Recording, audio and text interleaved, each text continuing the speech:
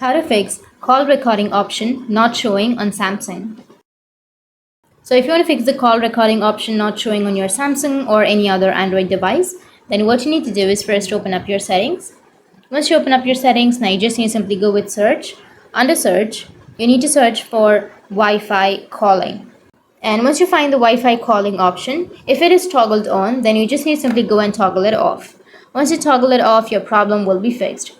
But if that doesn't fix your problem, then you just need to simply go back and go with the apps section. Under your apps, go with see all apps, go with search, which is on the upper side, and then search for call or phone, whichever app that you are using, and go with storage and cache and go with clear cache.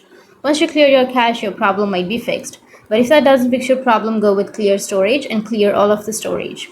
Once you cleared your storage, now you just need to simply go back and go with the search under your settings and then search for reset. Once you search for reset, here you will have reset all settings. You just need to simply go with reset all settings and then reset all of your settings on your device.